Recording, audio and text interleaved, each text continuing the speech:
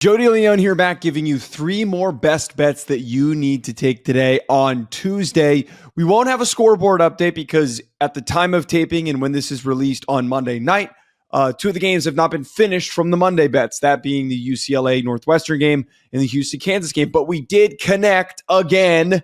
Of all picks, the one that I thought was going to be the riskiest was the Duke game that hit against Wake Forest. They smoked them. We ended up hitting that Duke plus 20.5.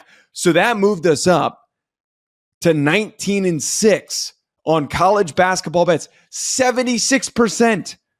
We're 67.7% overall. Look, now I'm not going to sit here and BS the hell out of you. I mean, anyone who tries to act like this is maintainable is out of their mind.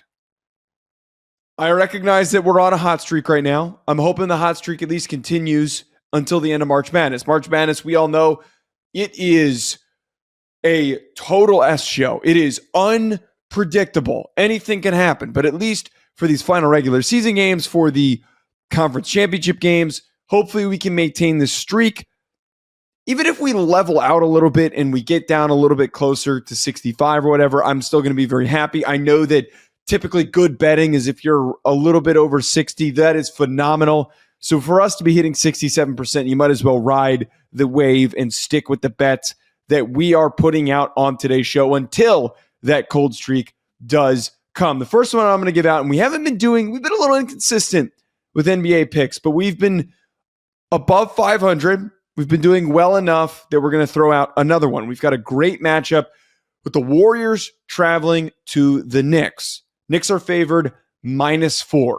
This matchup is going to be really fun to watch because since the Warriors added Jimmy Butler, they have been a completely new team. The Knicks bounced back from their 2 blowout losses where they got completely smoked by the Celtics and the Cavs. Now, I'm taking that into consideration here with what I'm going with for this pick. It's worth noting that Jimmy Butler was out last game with back spasms. He's supposed to be back for this game. Mitchell Robinson, who's been out for a while for the Knicks, is coming back, which is super key for their defensive performance.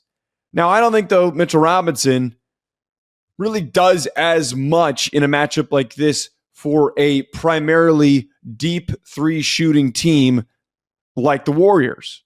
It's going to affect Jimmy Butler going to the rack, but still, I think that his first game back, we shouldn't have crazy high expectations that this is the missing piece, that their defense transforms because he comes back. I am going to take Warriors +4. The margin is just a little bit wide enough that maybe they're able to cover and still lose.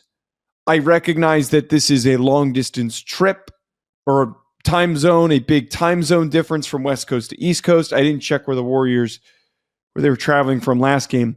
But what stood out to me, the Knicks are 14-16-1 against the spread at home. Well, Golden State is 17-13-1 against the spread as an away team. That was a key part of this decision. And also, I feel off picking the Knicks to cover. After watching them after the All-Star break get smoked the way that they did, I feel a little bit off when they're playing against top teams. And I know that they had a good win against Memphis the other night. But the Warriors could be the type of team that shoots as well as the Cavs do and as the Celtics do that they can't keep up. Next game, we're moving back to college basketball. We've got 2 college basketball picks. Auburn -5.5 at Texas A&M. I am taking Auburn to cover -5.5 because it's a road game. I'm, of course, going to be careful with the road games in the SEC, but Texas A&M is not weak at home, but one of the weaker home teams in the conference. I believe they're 12-3 overall at home. The very least, I think Auburn's going to win this game, but we're not just throwing down a money line bet. Worth noting, Auburn is 15-8 against the spread when favored by 5.5 or more points. They are overall this season 18-11 against the spread. They are a covering machine. Another team that we have consistently leaned into that has produced awesome success for us. Texas A&M 0 for 2 as a 5.5 or more dog. Only 2 games, but we don't have proof of success of situations where they are 5.5 or more as an underdog. They've never won a game in that situation. They are 14-1 against the spread. They've let us down before because they are not a consistent covering team. From a statistical standpoint, Auburn, there's a lot of disparity here. There's a big reason why we're going with Auburn minus 5.5. Auburn is third in the country in points per game. Texas A&M is 151. And of course, we all know what we're going to bring up here. We talk 3-point shooting, we talk shooting percentage, and we talk rebounding. Those have been the 3 key simple metrics that have helped us when there's massive disparity make these decisions. Auburn, third in points per game. Texas A&M, 151. Texas A&M does have the rebounding edge. They're 5th compared to Auburn at 35. Not a massive gap, but still Texas A&M does have that edge. But it is ugly when we look at the shooting difference, the scoring difference, the offensive difference. Auburn, 37th in the country in 3-point shooting, while Texas A&M is 328. They're awful at it. I've watched too many Texas A&M games this year where they're just bricking shots. They cannot connect. They're 309 in overall shooting percentage compared to Auburn, who is 17th. So I feel pretty good going with Auburn here, minus 5.5 on the road. Again, be a little careful here because it is a SEC home situation going with an away team. Last game, we're going with BYU plus 8.5 at Iowa State. Both of these teams cover at a very similar rate. It's very similar. There was not enough to lean into the against the spread trends. There was nothing. But it is very notable that when we look at these two squads with a big spread, that BYU can make up for some of this. BYU is 55th in the country in total rebounds per game. Iowa State is 111th.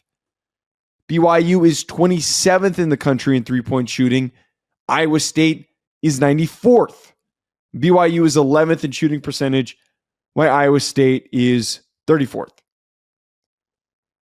With the edge that they have in 3-point shooting, shooting percentage, and rebounding, I think in a road situation with an 8-point spread that this is accomplishable.